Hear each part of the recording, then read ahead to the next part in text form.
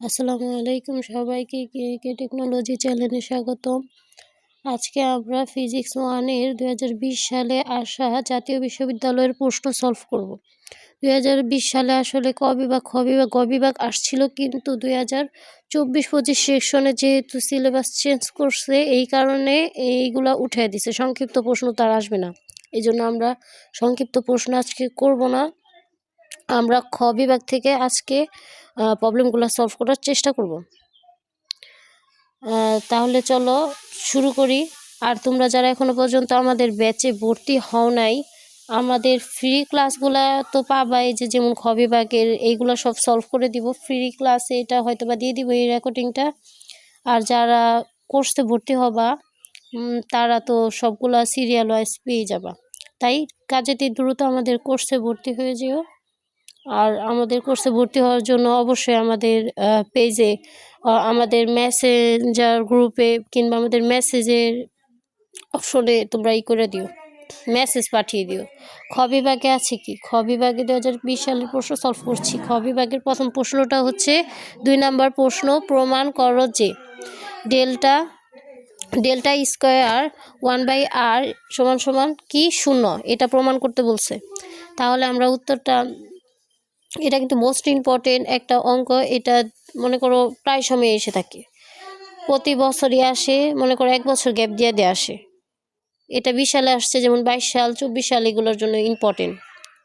তাহলে এখানে উত্তরটা আমরা লিখে ফেলি। এখানে ডেল্টা স্কোয়ার 1/r সমান সমান আমরা কি জানি, nabla square by nabla x square plus nabla square by nabla y square plus nabla square by nabla z square into 1/√x square plus y square plus z square. হ্যাঁ, এটা bracket দিয়ে আটকে দিব। কিন্তু এখানে আমরা কি nabla square by nabla x square into 1/x square plus y square plus z square power কি হাফ। এইটার মানগুলো এখন বের করব। সমান সমান nabla by nabla x √-x by x square plus y square plus z square power কি 3/2, এটা ব্র্যাকেট দিয়ে আটকে দিব। সমান সমান 3x square by x square plus y square plus z square power কি 5/2 minus 1/x square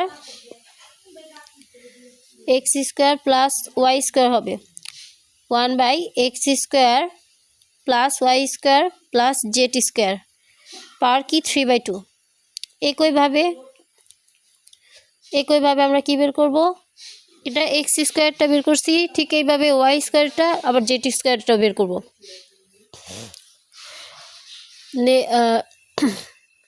nabla x square by y square সমান সমান 1/x square plus y square plus z square power কি half.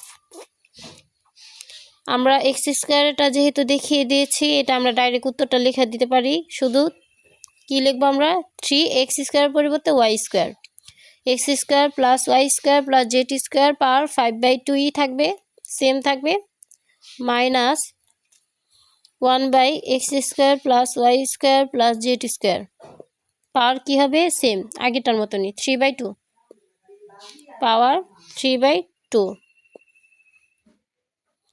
Same, সব কিছু সেমই হবে। একটা যেহেতু বের করে দেওয়া হয়েছে, এখন আমরা কি বের করব, ওয়াই স্কোয়ারটা বের করছি, জেড স্কোয়ারটা বের করব। জেড স্কোয়ারটা বের করি, এবং nabla x square by nabla y z square 1/x square plus y square plus z square power কি হাফ সমান সমান 3 z square x square plus y square plus z square power কি 5/2 minus 1/x square plus y square plus z square power কি 3/2, same আগেরগুলোর মতনই। সুতরাং আমরা সবগুলো এখন যোগ করে দিব। Nabla square by nabla x square plus nabla square by nabla y square plus nabla square by nabla z square into 1/x² plus y² plus z² power কি হাফ, তাহলে সমান সমান 3x² by x² plus y² plus z² 5/2 minus 1/x² plus y² plus z² power কি 3/2। এগুলোর মানগুলো আগেরগুলো বসাই দিব শুধু। 3y² by x² plus y² plus z² power কি 5/2 minus 1/x² plus y² plus z² power কি 3/2। এখন জেটের মানটা বসিয়ে দিব, plus 3z² by x² plus y² plus z² power কি 5/2 ছিল minus 1/x² plus y² plus z² power কি ছিল 3/2 সমান সমান। এখন এগুলো যদি আমরা কাটাকাটি করি কিংবা দেখো কমন নেওয়া যায়, 3 কমন নেওয়া যায়, তাহলে আমরা আগে 3 কমন নিই। 3 কমন নিলে কি হয়, ব্র্যাকেটে x² plus y² plus z² লেখা যায় by x² plus y² plus z² power কি হবে 5/2 মাইনাস 3 কমন নেওয়া যায় by x² plus y² plus z² power কি হবে 3/2। তারপরে দেখো কি করা যায়, তারপরে উপরের x² plus y² plus z² নিচের x² plus y² plus z² সাথে একসাথে কাটাকাটি করলে উপরে কি থাকে, শুধু 3/x² plus y² plus z² power কি হবে 3/2 আর মাইনাস যেটা ছিল ওইটাই 3/x² যেটা ছিল ওইটাই হবে 3/x² plus y² plus z² 3/2 সমান সমান কি, এই দুইটা কাটাকাটি করলে 0। তাহলে আমাদের কি যেটা প্রমাণ করতে বলছে ওইটা আমরা প্রমাণ করে ফেলছি, ডেল্টা² 1/r সমান সমান 0 প্রমাণিত। তোমরা যারা আমাদের চ্যাপ্টার ওয়াইজ লেকচারগুলো ছিল ওইগুলো যারা কমপ্লিট করছো তাদের এইটা কোনো প্রবলেমই না, এইগুলা প্রবলেম তোমাদের জন্য সহজ। 2 নাম্বারটা কমপ্লিট করা শেষ। এখন দেখো 3 নাম্বারটা কি বলছে। 3 নাম্বারটা বলছে যে পরিবর্তনশীল বলের ক্ষেত্রে কাজ শক্তি উপপাদ্য প্রমাণ করো। তাহলে চলো আগে আমরা প্রশ্নটা লিখে নিই। পরিবর্তনশীল বলের ক্ষেত্রে কাজ শক্তির উপপাদ্য প্রমাণ করো। উত্তর, এটাও কিন্তু ইম্পর্টেন্ট, এটা 2টা স্টার দিয়ে রাখো তোমরা সবাই, এটাও ইম্পর্টেন্ট, অন্য বোর্ডেও দেখবা আসছে, কমন পড়ছে। উত্তর, সবার আগে কাজ শক্তির উপপাদ্যটা একটু জ্ঞানমূলক, প্রশ্নটা একটু লেখাই লাগবে, তাহলে এটা লিখি। ক্রিয়াশীল বলের দ্বারা সম্পাদিত, আমরা যে কাজ শক্তির উপপাদ্যটা জানি ওইটাই এখন লিখবো। ক্রিয়াশীল বলের দ্বারা সম্পাদিত কাজের সাথে গতিশক্তির পরিবর্তনের সম্পর্ককে কি বলে, কাজ শক্তির উপপাদ্য বলে। কাজ শক্তির উপপাদ্য বলে। এর বিবৃতি নিম্নরূপ: গতিশীল বস্তুর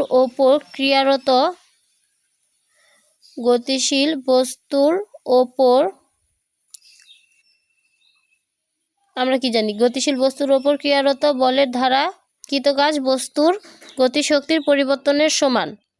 তাহলে এটা ক্রিয়ারত বলের দ্বারা কৃতকাজ বস্তুর গতিশক্তির পরিবর্তনের সমান। গতিশক্তি পরিবর্তনের সমান। W পরিমাণ কাজ সম্পাদনের ফলে যদি কোনো বস্তুর গতিশক্তির পরিবর্তন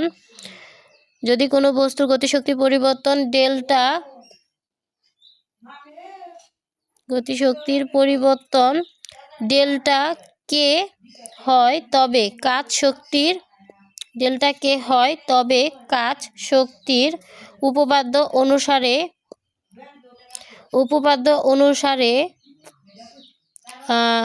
W সমান সমান ডেল্টা কে। কাজ শক্তির উপপাদ্য অনুসারে আমরা কি জানি, W সমান সমান ডেল্টা কে। তারপর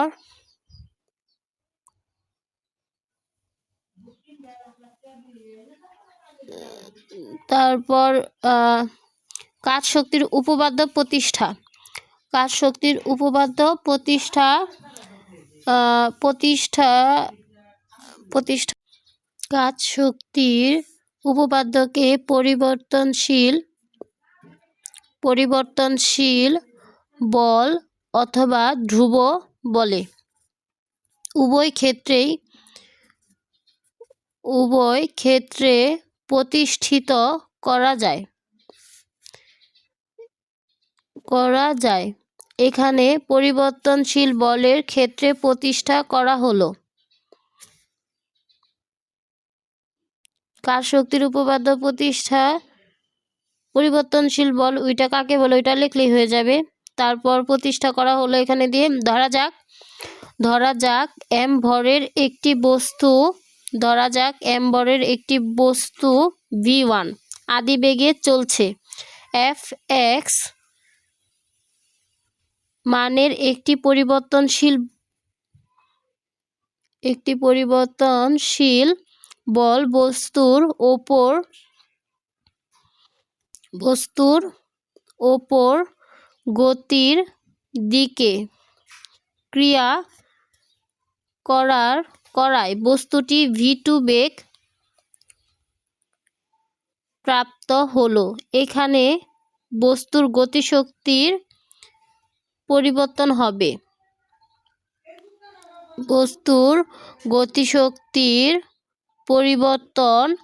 হবে।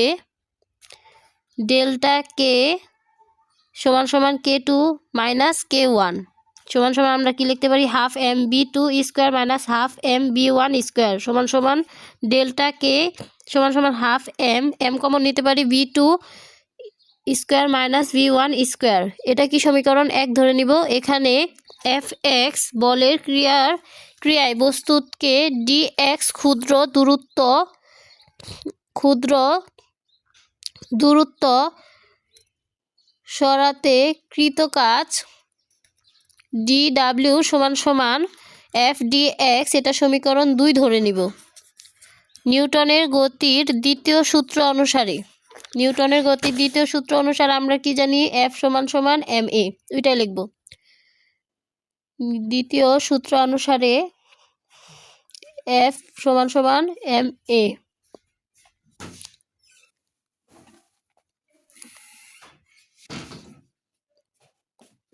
f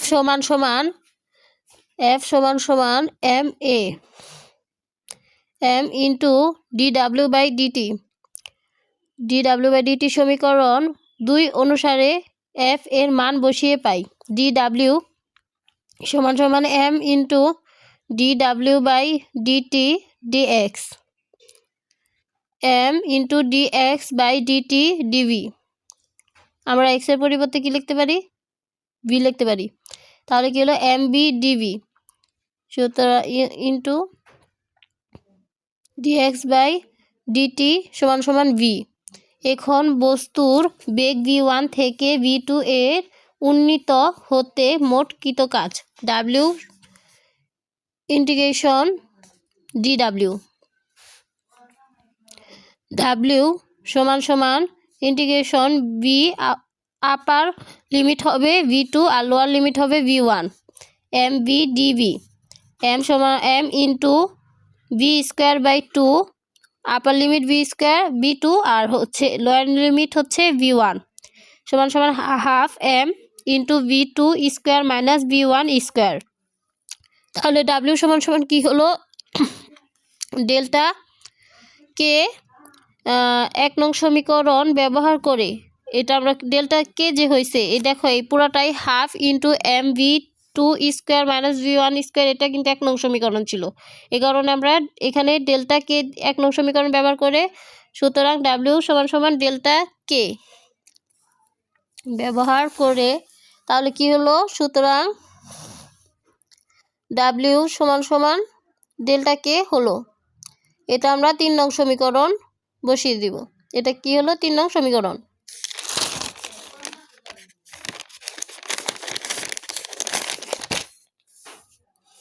তাহলে এটাই কাজ শক্তির উপপাদ্যর গতিশক্তির রূপ। অর্থাৎ আমরা কি পেয়েছি? কৃতকাজ সমান সমান গতিশক্তির পরিবর্তন, এটা পেয়েছি যে এটাই শেষ প্রমাণিত, এটাই হয়ে যাবে রূপ। অর্থাৎ কৃতকাজ সমান সমান গতিশক্তির পরিবর্তন, এটাই শেষ। তাহলে আমাদের 3 নম্বর প্রশ্ন সলভ করা হয়ে গেল। 4 নম্বর প্রশ্ন কি বলছে? 4 নম্বর প্রশ্নে বলছে যে প্রমাণ করো যে টর্ক সমান সমান আই ডাব্লিউ বাই ডিটি, না আই ইন্টু ডি ডাব্লিউ বাই ডিটি। তাহলে চলো এটা প্রমাণ করি। এটা আমরা এর আগেও প্রমাণ করছি, যেহেতু এটা কয়েকদিন আগে রেকর্ডিং করা হয়েছে আর এই খাতায় করা হয়েছে, যার দ্বারা তোমাদের দেখাচ্ছি। এটা চ্যাপ্টার ওয়াইজ যে কোর্সটা আছে তোমরা সেটাই আমি বুঝিয়ে দিছি খুব ভালো মতন, এটা কিভাবে হয়েছে। তোমাদের এখন আর এটা বোঝাচ্ছি না, এটা এখান থেকে স্ক্রিনশট নিয়ে নাও। আর যদি পারো তাহলে ওই রেকর্ডিংটা একটু প্লে করার চেষ্টা করবা, ওই রেকর্ডিংটা একটু প্লে করে বোঝার চেষ্টা করবা। দেখো সেম পুরো সেম প্রশ্নটাই এখানে আসছে, এই দেখো এখানে একটু স্ক্রিনশট মেরে নাও, তাহলেই হবে। সবাই এই লেকচারটা দেখো, আর কি সবাই এই লেকচারটা দেখে নিও, যে প্রবলেমটা সলভ করে দিছি এই প্রবলেমটাই স্ক্রিনশট নিয়ে নাও। হ্যাঁ, তাহলেই হবে। এই যে স্ক্রিনশট নিয়ে নাও, এই প্রবলেমটা খুব ভালোভাবে সলভ করে দিছি। আর তোমরা যারা এখনো পর্যন্ত কোর্সে ভর্তি হও নাই, দ্রুত ভর্তি হয়ে যাও, ইনবক্স করো, মেসেজ করো। মাত্র মানে বেশি টাকা না, এক একটা কোর্স তো জানোই মাত্র 100 টাকা করে, এখন তোমরা ভর্তি হয়ে যাও। তাহলে 5 নম্বর প্রশ্ন দেখো, প্রতি চ্যাপ্টার ওয়াইজ প্রবলেম সলভ করে দেওয়া হইতাছে ভালো মতন, তোমরা কোর্সে ভর্তি হয়ে যাও। এখন দেখো 5 নম্বর প্রশ্নে কি বলছে, দেখাও যে পয়সনের অনুপাতের মান -1 অপেক্ষা বড় এবং +½ অপেক্ষা ছোট। তাহলে এটা চলো সলভ করি। পয়সনের অনুপাতের যে ব্যাখ্যাটা আগে ওইটা লেখা নেই। পয়সনের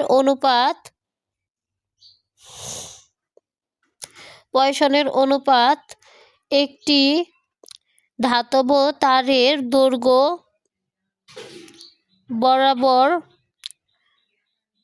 বরাবর বল প্রয়োগ করলে তারের পার্শ্ব সংকুচিত হয়, তাই দৈর্ঘ্য বিকৃতির সাথে পার্শ্ব বিকৃতি ঘটে। তারের পার্শ্ব যদি সংকুচিত হয় তাহলে দৈর্ঘ্য বিকৃতির সাথে কি হবে? পার্শ্ব বিকৃতিও ঘটবে, সেটাই লেখা হয়েছে। বস্তুর পার্শ্ব বিকৃতি ও দৈর্ঘ্য বিকৃতি অনুপাতকে পয়সনের অনুপাত বলে। আমরা কি জানি? বস্তুর পার্শ্ব বিকৃতি এবং দৈর্ঘ্য বিকৃতির অনুপাতকেই কি বলে? পয়সনের অনুপাত বলে।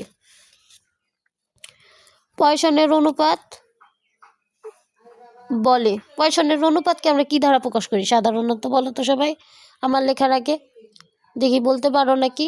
আমি তো এখন লিখবই, আশা করি বলে ফেলেছ। পয়সনের, এটা তো আমরা ইন্টারও করছি সবাই। পয়সনের অনুপাতকে সিগমা দ্বারা প্রকাশ করা হয়। আমরা জানি y সমান সমান 3k × 1 - 2 সিগমা।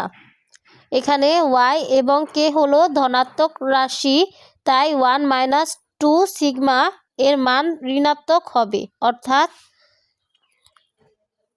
1 - 2 সিগমা, তাই 1 - 2 সিগমা এর মান ঋণাত্মক হবে। অর্থাৎ 1 - 2 সিগমা বড় শূন্য থেকে, 1 - 2 সিগমা বড় শূন্য থেকে, এবং তাহলে কি হবে? 1 বড় 2 সিগমার থেকে, ½ বড় সিগমার থেকে। দুইটা এই সাইডে এসে বলে কি হবে? ½ হবে। তারপরে সিগমা রয়ে গেল, সিগমার থেকে কি বলো? ½ বলো। সেটাই আমরা গুছিয়ে লিখেছি। আবার ওয়াই সমান সমান আমরা কি জানি 2n1 প্লাস সিগমা। এখানে ওয়াই এবং এন এর মান ধনাত্মক, 1 প্লাস সিগমা এর মান ধনাত্মক বলে এটি একটি ধনাত্মক রাশি। এটি একটি ধনাত্মক রাশি, অর্থাৎ 1 প্লাস সিগমা বড় 0 থেকে। তাহলে আমরা কি লিখতে পারি? সিগমা বড় -1 থেকে। তারপর এই থেকে, তারপর ওইটা এখানে শেষ। এই থেকে দেখা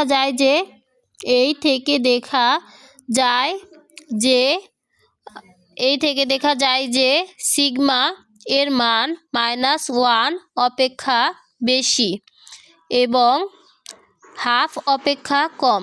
সিগমা এর মান -1 এবং হাফ এর মধ্যখানে অবস্থিত। -1 এবং হাফ এর মধ্যখানে অবস্থিত, অর্থাৎ -1